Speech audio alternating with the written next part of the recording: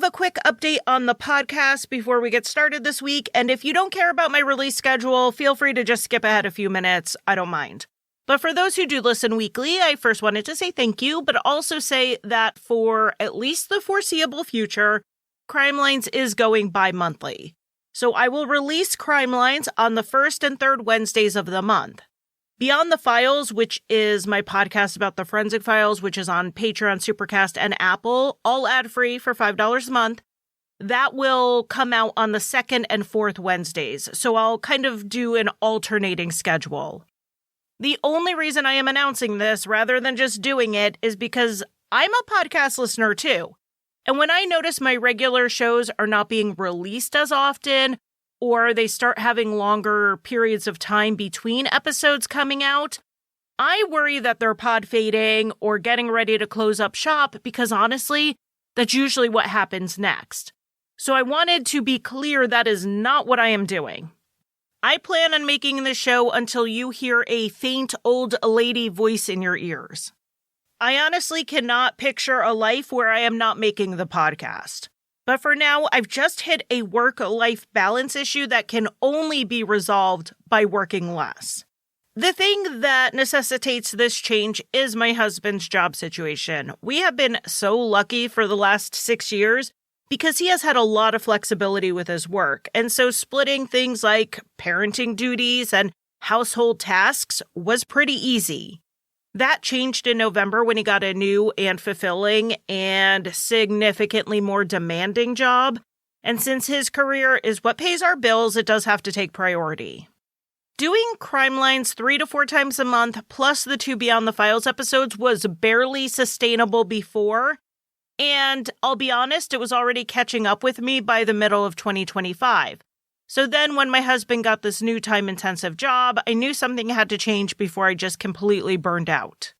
Crimelines and Beyond the Files both take time to make the right way, and I have less of that time now, but I still have enough to do weekly episodes, just alternating which podcast comes out each week. I get that a lot of other podcasters hire help, and I have done that in the past, which is how I know that's not the right fit for me and this show, because I like making the podcast. It started as my hobby, and I am continuing in that mindset. If I was a knitter, I wouldn't buy yarn and needles and ask someone else to make me a blanket. The only task I could reasonably hand off is editing the audio, but that would only save me a few hours a week, and I need to free up a lot more time than that. As my kids get older and/or my husband's career path shifts yet again, we can always revisit the schedule. So with that housekeeping out of the way, let's get into this week's episode.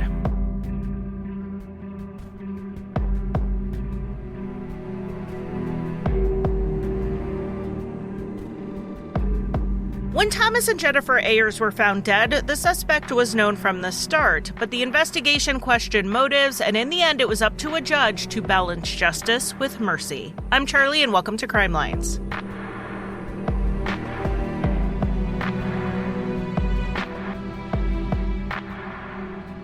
Hello and welcome to Crimelines. We are coming off our 12 episodes of Missing Persons, so the case we are covering today is a solved case for my listeners who don't like unsolved cases.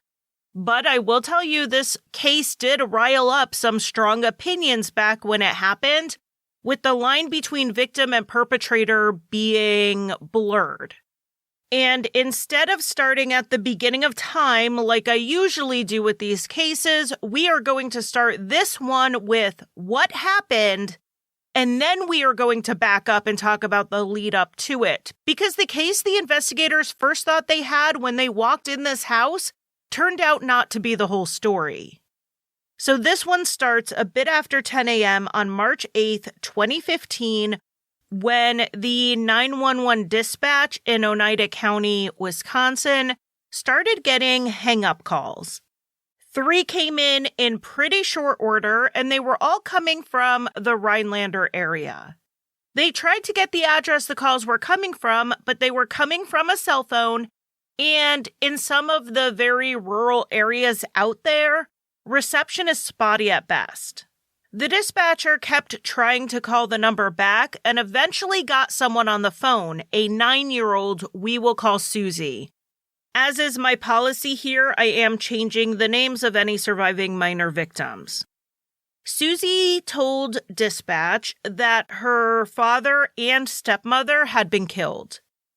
She didn't know her address, but she was able to give them enough information that they could figure out where she was, and emergency services raced out there, arriving at the home of Thomas and Jennifer Ayers at about 10:40 in the morning. When first responders arrived to the home, they had to very quickly assess this situation.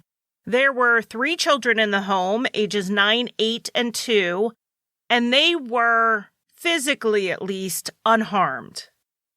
The 9-year-old, who we are calling Susie, directed them upstairs.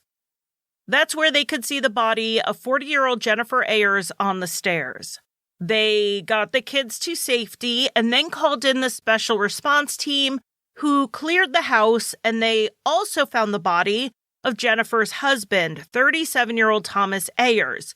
He was in the upstairs hallway. Tom had died from 2 gunshot wounds, one to the neck and one to the head, and Jennifer had been stabbed to death. The autopsy would show over 30 stab wounds. Both murder weapons, a shotgun and a knife, were still at the scene. The 3 little girls who were in the house were young, and obviously the toddler couldn't tell them much, but the 9-year-old Susie told them everything she knew.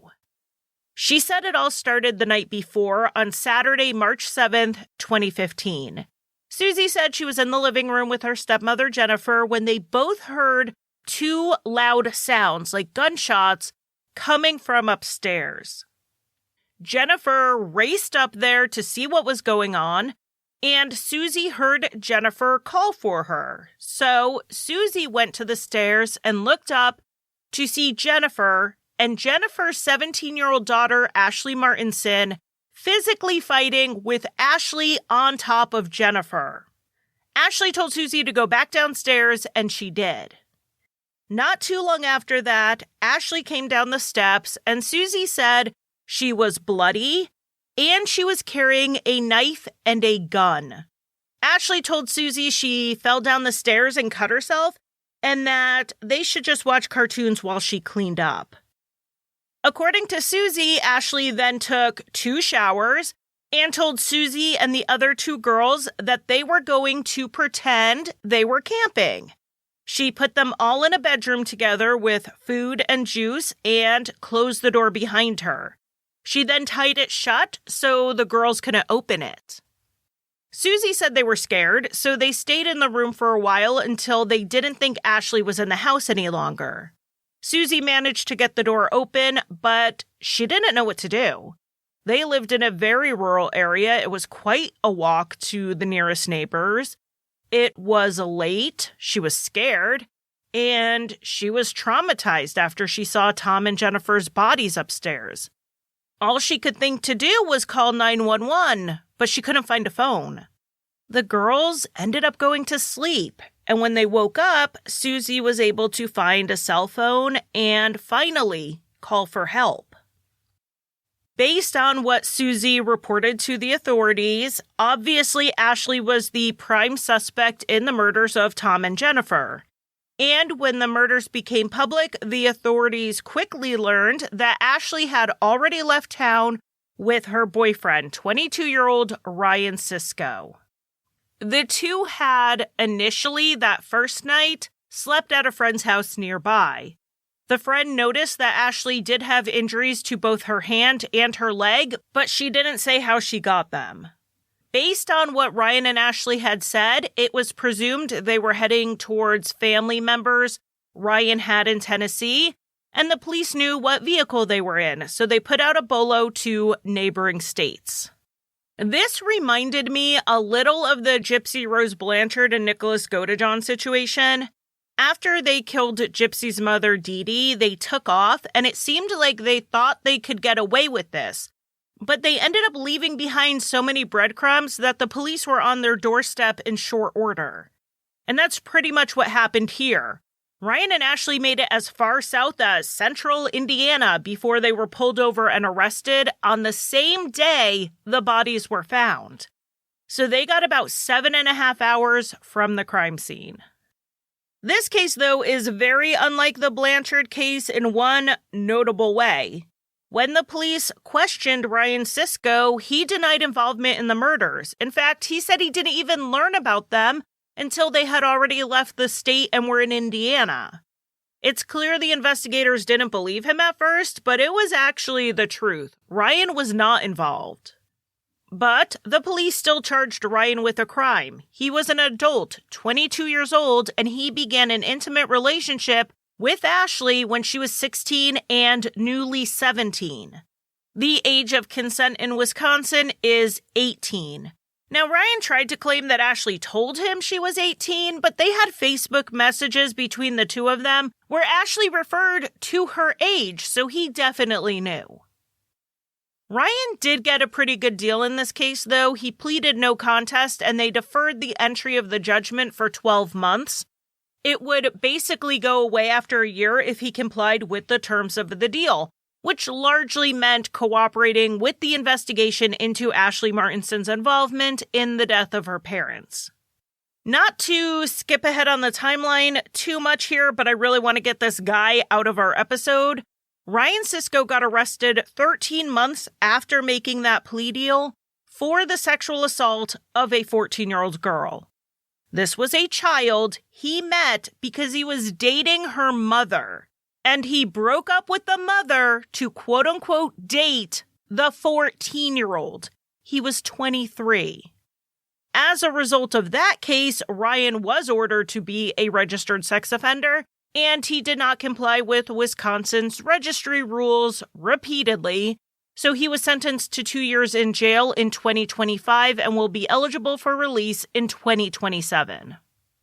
So that is really all we need to cover about Ryan in regards to this case. He was not involved in the murders. And Ashley also denied involvement, sort of, but we know that wasn't the truth. The first full story Ashley told the police was that she didn't shoot Tom, her mother did. She said that Tom was going crazy and Jennifer shot him. When Ashley heard the shots, she said she ran up the stairs and saw Jennifer still holding the gun. Jennifer turned on Ashley and started telling her that this was all her fault because she was the reason Jennifer and Tom were fighting to begin with. Afraid that she was going to be next, Ashley grabbed a knife they had on a shelf and stabbed her mother to save her own life. The authorities did not believe this story for two main reasons. One, they had a witness, Susie, who said that's not what happened. And two, a self-defense stabbing of her mother wouldn't require more than 30 stab wounds all over Jennifer's body, and then locking her sisters in a room alone and fleeing the state. The story didn't make sense, but Ashley stuck with it for the first few days after her arrest. So the investigators had to focus on finding answers as to what happened and why elsewhere. So they started looking into Ashley and her home life, and they thought they may have found a truly twisted teenager. In her room, they found a lot of dark imagery and writings. They found her horror blog written under the name Vamp Chick, and the opening line on her website was, "Welcome to the nightmare. If you are ready, I will paint the streets red just for you." And the contents of Ashley's writings matched that theme. There was a lot of poetry that said things like, "I can hear nothing but their screaming souls, the sweet horrors of blood that I thirst for, and the last body has been disposed of just hours before, yet I have not been satisfied with the pain, agony, and blood." So, as you can imagine, when this is what the investigators first know about Ashley, and then a case of parricide is hitting the news, this Vamp Chick dark persona was what some of the media latched onto. And the investigators initially thought this might be the key to the case. A teenager with dark thoughts and fantasies acted on them. But as the investigation continued, they started wondering if they had that backwards. Was she having dark thoughts that she brought into real life, or was her real life dark and that was impacting her thoughts? To answer this, they had to look at the whole picture of Ashley's life. Ashley was born while her parents, Jennifer and Jeremy, were married, but at some point they divorced. Jennifer struggled at times to make ends meet, and she dated over the years.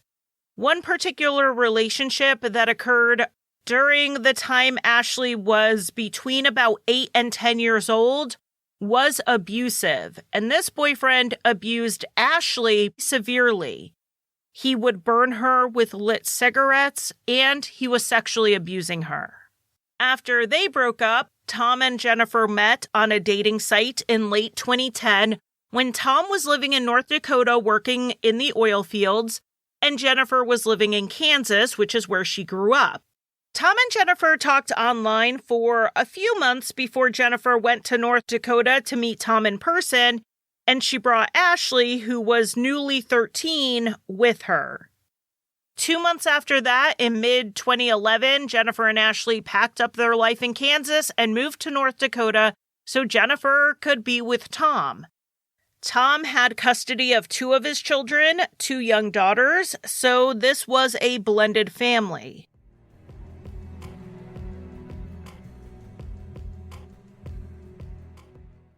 I know you listen to the podcasts and you read the books and you watch the shows, but you're only getting what the writer and the editing team decide to leave in. So short of pulling the police reports yourself, every deep dive true crime investigation, particularly with historical cases, means going to the newspapers. And when I need to get into the old newspapers, you know I do it over at newspapers.com. This winter, we have been stuck inside with these storms, so it is the perfect time to dive into a cold case that you've always wanted to explore. Newspapers.com lets you read the original news coverage of America's most infamous and forgotten crimes, and you are learning about it the same way the public did back when it happened. Their search feature, letting you search by name, date, and town, brings back articles from across the country. You can follow the case day by day, whether it is a Prohibition-era heist or a notorious historical murder. Or you can dive into obscure local crimes that gripped your community for a week, but then were all but forgotten.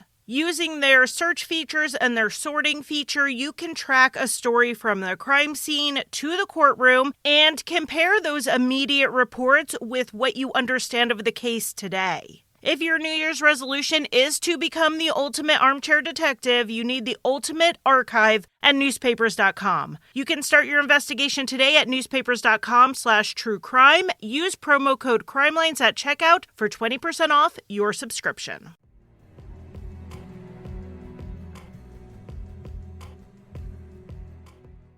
In 2013, they had some other big changes when Jennifer and Tom had a daughter together, and 15-year-old Ashley wanted to move out. She wanted to go back to Kansas to live with her dad, which she did, but it didn't last long. She was there for a short time. One source says it was just 2 weeks when the police were called out to the house. Ashley disclosed that her father had hit, kicked, and pushed her, though her father only admitted to slapping her.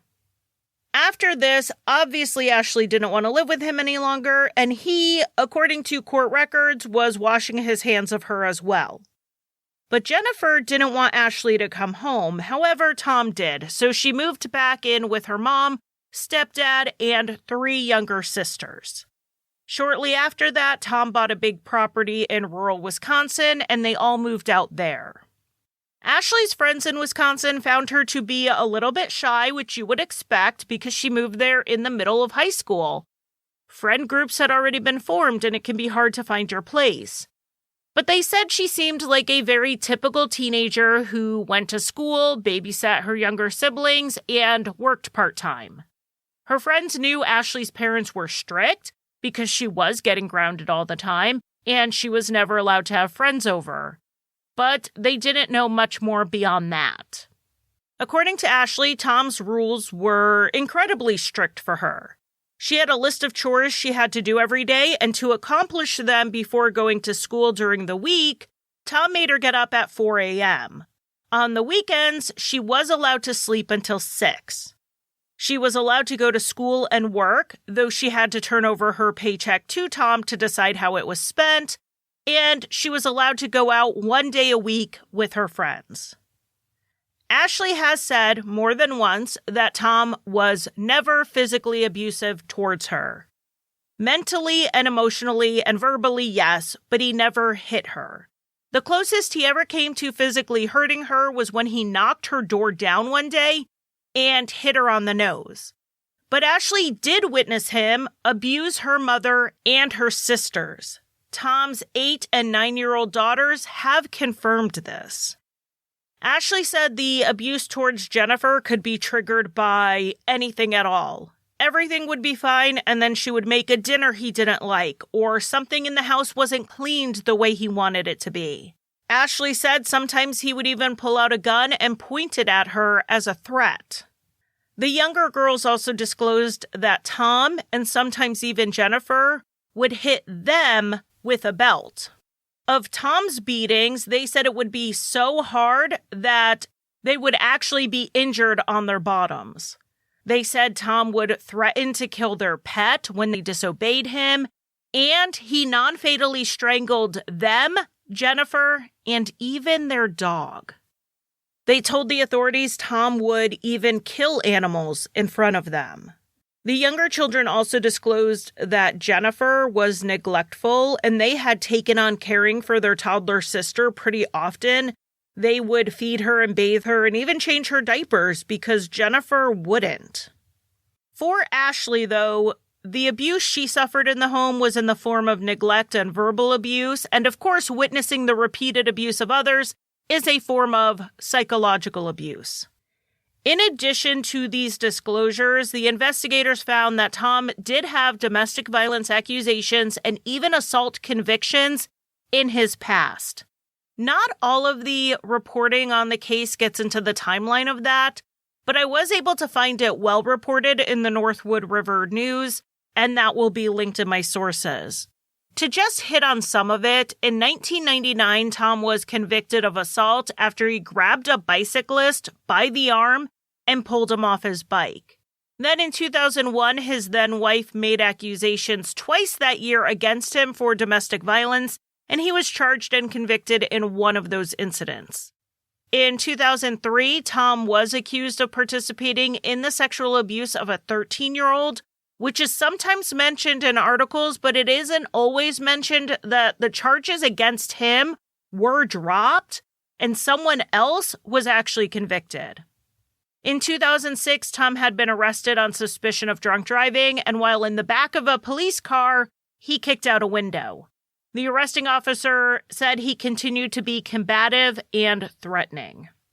Also in 2006, Tom was charged with federal firearms charges because he had guns, which were not allowed because of his domestic violence conviction. He pleaded guilty and got 24 months of probation, and he had to participate in substance abuse and mental health programs. And that was it.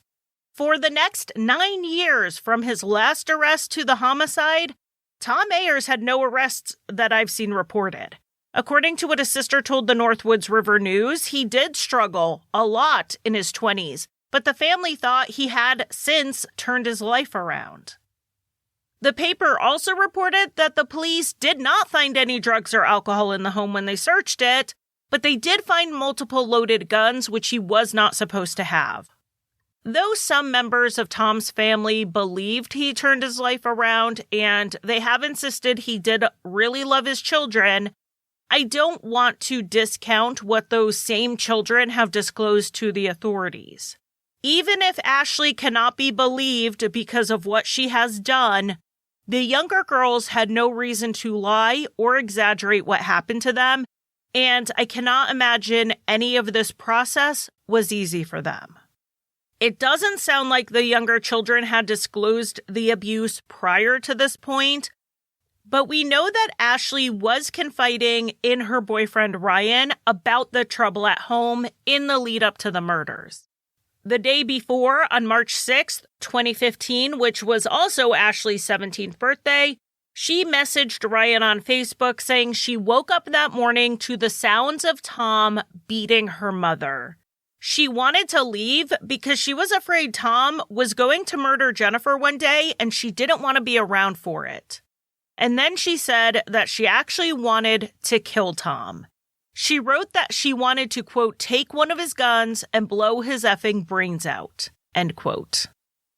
At some point between when that message was sent and the next morning, Jennifer and Tom found out about Ashley's boyfriend, Ryan. Specifically, they learned how old he was, and it triggered a huge argument. They sent Ryan a Facebook message identifying themselves as Ashley's parents and telling him to stay away from her as she was a minor. They even threatened to press charges against him. And according to Ashley, her mother wanted to kick her out. But Tom said he thought they should do the opposite, ground her to the house for the foreseeable future. This wasn't going to be a grounding where she could just go to school and work and home, or even just school and home. Tom proposed that they make her quit her job and they pull her out of school entirely and not allow her to leave the house at all. And in the first step towards this, Tom took Ashley's keys and her cell phone. What happened next can be pieced together by Ashley's eventual confession and what her sisters witnessed. I am taking this narrative primarily from the Wisconsin court records, and that will be linked to my sources. After this big blow-up and Tom basically threatening to put her on house arrest, Ashley grabbed some of her things and took off on foot. She planned to go to a neighbor's house, which, like I said, they were in such a rural area that this was quite a walk. It gave Tom plenty of time to jump into his truck and follow her, and when he caught up to her, he demanded she come home with him. When they got back to the house, Ashley immediately went into her bedroom, and on the way, she grabbed one of Tom's loaded shotguns that he kept around the house. When Tom came inside, he asked where Ashley was, and he was told she was upstairs in her room. After saying something like she's probably going to do something stupid, Tom went up there and started banging on her door. Ashley said she intended to use the gun to take her own life. She couldn't face living so isolated in the home without even school as an escape. But when Tom was angry at her door, she changed her mind about who she was going to shoot. It's not clear who opened the door, Ashley or Tom, but when the door was open, Ashley pointed the gun at Tom and fired. She initially hit him in the neck, and while he was on the ground, she walked over to him and shot him in the temple to make sure he was dead and could not get up and attack her back. Jennifer, hearing these sounds, came running up the stairs, and Ashley was hysterical. She, in her mind, had defended herself and her family from an abusive man. But Jennifer didn't see it that way in that moment. She saw Ashley with a gun and her husband dead on the ground. Ashley wanted Jennifer to comfort her, but Jennifer instead yelled at her. And according to Ashley, Jennifer grabbed the knife and came at her. Ashley ended up getting control of the knife during their fight and started stabbing Jennifer on the stairs. One investigator theorized that all of the emotions of Ashley's 17 years in and out of abusive homes came out in that moment, which is why there was so much overkill, far more than Ashley would have ever needed for self-defense. And maybe self-defense or heat of the moment could be a defense in Jennifer's case. Ashley even said after her arrest, "I didn't mean to kill her." Not "I didn't mean to kill them." It was "I didn't mean to kill her." But it was going to be a lot harder to argue against premeditation and or intent in Tom's death when Ashley, the day before she shot him to death, wrote to her boyfriend that she wanted to blow Tom's brains out. So Ashley Martinson was charged with 2 counts of first-degree murder and 3 counts of false imprisonment for locking her sisters in the bedroom. Ashley pleaded not guilty by reason of mental disease or defect to all of the counts. And the court ordered that she be evaluated by a court-appointed expert, and the defense also hired their own psychologist. Like so many things in the American criminal justice system, the states get to decide for themselves what their insanity defense rules are. Like, for instance, in Kansas, they don't allow it at all. For states that do allow it, many still use the Monotone Rule, which was actually the first legal test for this in modern courts.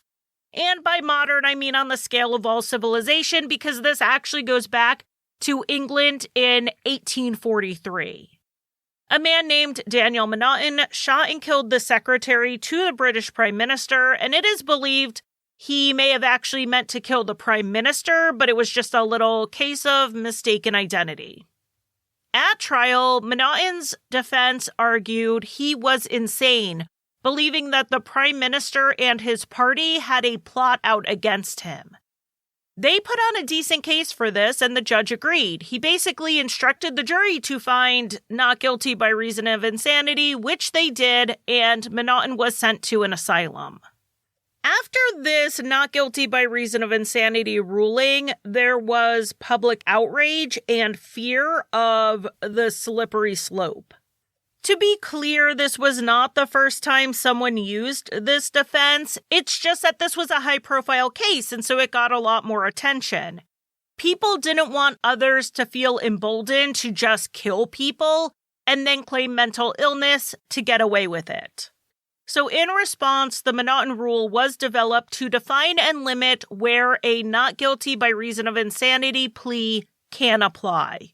And while Wisconsin does not use that standard any longer, the one they use has evolved from it. The Monotone Rule does put the burden on the defense, as does the Model Penal Code rule, which is what Wisconsin uses. The court presumes the defendant is sane unless proven otherwise. And the Monotone Rule has 2 prongs. Either the person didn't know what they were doing when they did it, or they knew what they were doing, but they weren't in a state of mind to know it was wrong. Like I said, Wisconsin uses the Model Penal Code, and development on that started in 1952, and it was released in 1962. This model code covers several criminal justice topics, and a lot of states have used it to update and reform their criminal codes. The insanity defense is just one part of it, but it's the part that's relevant to what we're talking about today, so we're going to ignore the rest of it. So as far as the insanity defense goes, the MPC, like the Monotone Rule, has 2 prongs. It is that as a result of mental disease or defect, the defendant lacks the capacity to 1, appreciate the wrongfulness of the action, or 2, conform their conduct to the law. So under the MPC standard, you can know what you're doing is wrong and unlawful, but if you are unable to align your behavior to that, you can argue insanity. And that is really the way it differs the most from the Monotone Rule. The Monotone Rule is much more cognitive. What did you know? The MPC allows for there to be some balance between what you knew and what you had the ability to do about it. Something about the MPC standard that doesn't actually apply in this case, but I thought it was interesting enough to mention, is that it excludes any mental disease or defect that is only manifested through repeated criminal conduct or other antisocial conduct. It was designed purposefully to stop this defense from being used by repeat offenders and those with personality disorders.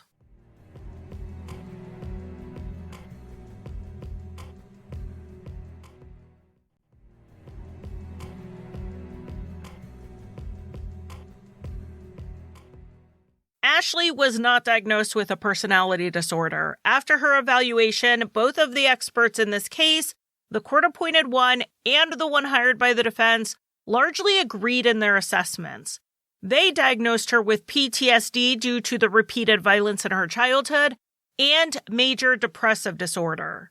But neither believed that a not guilty by reason of mental disease or defect defense stood up to the law.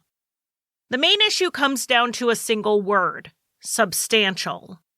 Ashley, at 17 with trauma and depression, would have had a harder time controlling her behaviors, and maybe even in appreciating the wrongfulness of her actions. But she did have the, quote, substantial mental capacity for both. You can tell in how this proceeded and in interviews that the authorities and the prosecutors did have compassion for Ashley. If this was a different state, maybe her defense team could have argued to even get this put in the juvenile system. But they didn't have that option in Wisconsin. Wisconsin is one of 3 states with adulthood starting at 17 in the criminal justice system, even though it starts at 18 for most other purposes. If Ashley had killed Tom and Jennifer just 2 days earlier, she would have still been 16, and there would have been an option to handle this in the juvenile system. But that wasn't an option, so the state and the defense sat down and hammered out a deal.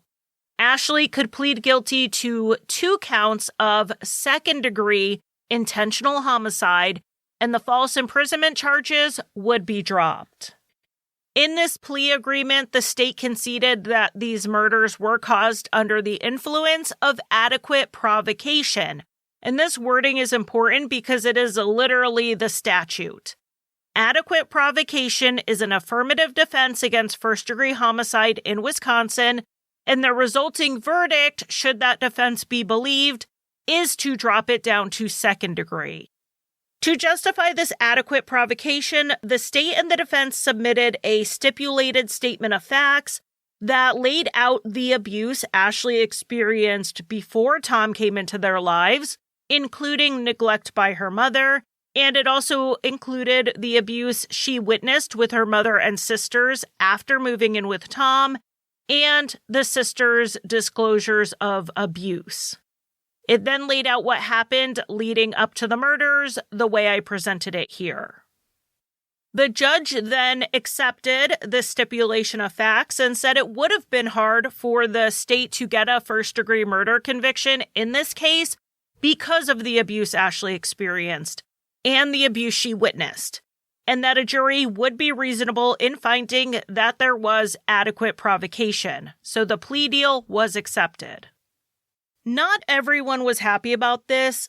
Tom's brother spoke to People magazine and said that the Facebook message Ashley sent saying she wanted to kill Tom showed that this was planned. And he pointed out that the accusations of abuse are being put out there now that Tom and Jennifer cannot defend themselves because Ashley killed them. How much of what Ashley said of the abuse was true and how much was embellished to try to get out of trouble. I will say there is something in Ashley's statement that really stuck with me and made me think she's not exaggerating. She specifically said Tom never hit her, never tried to strangle her, never took a belt to her, never gave her a black eye, never even pushed her. Her sisters accused Tom of doing that to them. The worst of the accusations against Tom didn't even come from Ashley. There was actually room for her to embellish in a very believable way, and she still said he never hit her. So personally, I think this plea deal was fair given the totality of the circumstances. And when the judge accepted it, the case proceeded to sentencing, with the state and the defense seeking very different outcomes. The state was arguing for the maximum sentence, 20 years per count to be served consecutively, not concurrently. So that was 40 years locked up, followed by the maximum time on supervised release. Ashley wouldn't be out of prison until she was in her 50s, and she would be on probation long after that. I don't think the state ever thought they would get the maximum like this, given what they stipulated to in the plea agreement, but they were going to ask for the most they could, the defense was going to ask for the least, and they were going to hope the judge fell somewhere in the middle. And the defense was truly asking for the minimum. They wanted 8 years behind bars and 30 years of supervision. There were a few witnesses the judge heard from before he made his decision. Ashley's sisters testified in the judge's chambers to minimize the trauma to them, but they did have to talk about the abuse they experienced and witnessed in the home. It was worse than anything Ashley said happened to her, and it's just awful that they were having to relive it yet again. They did have someone in their corner, though. Tom's sister had taken custody of them, and she testified. She admitted she had not been involved in Tom's life in the previous 15 years because of his violent behavior that we talked about earlier. She was there more to be a voice for his 3 surviving daughters who were victims in this. And they weren't just victims of Tom's abuse, they were victims of Ashley. They heard, saw, and experienced a traumatic event, not just when Ashley killed their parents, but then for the 12-plus hours they were in the house before they could find a phone and call for help. Calls that kept dropping, which I imagine only made them feel more hopeless and helpless in that moment. Ashley chose to leave them there. She didn't call the police to alert them to the house. She didn't leave the girls with a cell phone nearby so they could call for help themselves. She locked them in a room and left. And that is part of why the state was arguing for a stiffer sentence. Even though the charges related to the girls were dropped, Ashley's actions did not show much concern for them. So I think it was important that their aunt was there to speak for them, and I commend her for doing that. It couldn't have been easy to have to listen to all the bad things your brother did and know that that trauma was also something you were going to have to help heal in those little girls, on top of losing their parents and having their whole lives uprooted. I hope wherever they are, 11 years later, those girls are doing okay. In addition to arguing about the treatment of her sisters, the state also argued she deserved the maximum sentence because Ashley didn't seem to have much remorse over what she did. And this is the 700th time I've wanted to bring up Gypsy Rose Blanchard. The parallels between these cases are pretty interesting, but specifically, Gypsy was also someone who didn't seem to show a lot of remorse over what happened. And honestly, it could be because Gypsy and Ashley aren't that sorry. They may feel justified in what they did. In Ashley's case, at least, the lack of display of remorse may also be a trauma response.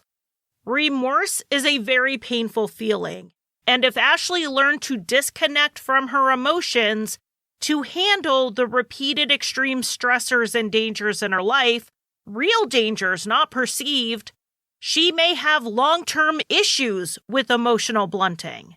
But certainly, it would have been triggered in other stressful situations like speaking with the police or going to court.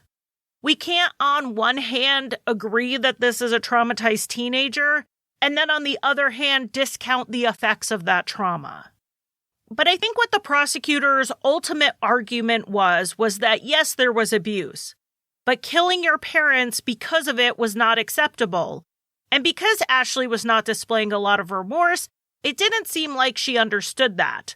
And Ashley, therefore, deserved a harsh sentence. On the defense's side of things, they argued for a lighter sentence, pointing to Ashley's young age, her PTSD, and of course the abuse that was happening in the home. They argued that she was pretty close to insanity at the time of the murder, and that should be taken into account. The judge really did have all of these multiple factors to consider in sentencing Ashley, and what it came down to was balancing the severity of what she did with the ongoing abuse she was experiencing. The judge did not think Ashley was a risk to the general public and was unlikely to ever kill again, so the sentence did not need to protect the community from her. It was going to be a punishment for what she did. The judge believed Ashley had other choices in front of her at that moment. Even if her life would have been better off without Tom or her mother in it, her actual life was not in imminent danger, and even at 17, the judge believed she could have made the choice not to point the shotgun at Tom and pull the trigger. The judge then sentenced Ashley to 2 concurrent 40-year sentences, with 23 years to be served behind bars and 17 on supervision. After Ashley was sentenced, she did file an appeal to contest that sentence. In the appeal, the main point was that the judge said the sentence was based on her having a choice in what she did, and that undermines the state's stipulated agreement that this was adequate provocation. Adequate provocation was basically saying that the victims, as in Tom and Jennifer, did something to cause a lack of self-control in Ashley, and that meant she could not have made a rational choice. The appellate court agreed that the statute this is based on is ambiguous, so instead they looked at other laws and cases to get some clarity. In the end, they decided that a person found guilty of second-degree intentional homicide on the basis of adequate provocation can still have some level of responsibility for their actions. It isn't as black and white as choice or no choice. And I think that makes sense. If there was really no choice, they shouldn't have been able to convict her of second-degree murder at all. It would be a justifiable homicide. I think putting volition on a spectrum based on the circumstances is probably the right thing to do by a judge, and this is the sort of thing that reminds me why I'm not a big fan of mandatory sentencing laws. Judges should have space to discern in circumstances like this where everything is not black and white. So Ashley is in prison and will be there until no later than 2038, though according to court records, she has continued to try to get a sentence reduction. Ashley did an interview with Crime Watch Daily in 2016 that I thought was pretty interesting. They were not allowed to bring cameras in to interview her, so they ended up doing it over the phone, and she was able to say what she had to say in her own words. And one of the things she said is, again, an echo of what we heard from Gypsy Rose Blanchard from behind bars. She felt freer in prison than she did waking up in her home every morning.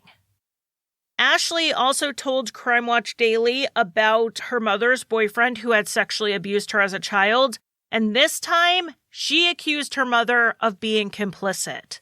She said she believed her mom knew what was going on, but had him giving her baths and putting her to bed at night anyway.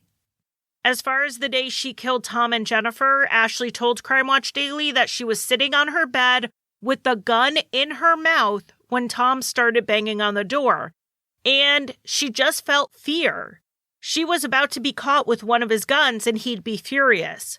She said she just reacted when she fired the gun. And then Ashley changed the story a bit. The story stipulated at trial was that she shot Tom in the neck and then shot him in the temple to make sure he was dead, and then her mother came upstairs. That is also in line with what her 9-year-old sister said happened. 2 shots, and then Jennifer went upstairs. But Ashley told Crime Watch Daily that wasn't what happened. She said after she shot Tom the first time, she was trying to get out of her room to escape. She headed down the stairs and met her mom on the way. Her mom grabbed the knife and stabbed Ashley in the leg, and then Ashley took the knife and in a rage stabbed her mother to death.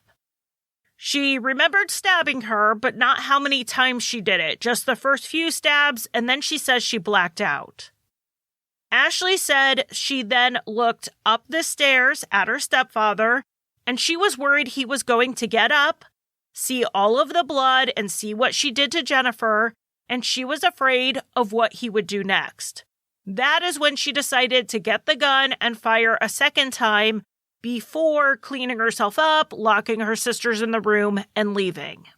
And while locking those girls in that room and leaving them in that house alone did victimize them further, Ashley made it clear in both the Crime Watch Daily interview and in a letter she sent to the judge that she really loved her sisters. To Crime Watch Daily, she said she hoped she could tell them what really happened and that she wanted to have a relationship with them. And in that letter that she sent to the judge, Ashley said she knew deep down that the girls were in a more safe and loving environment now that they were out of their house. And she hoped one day they could forgive her.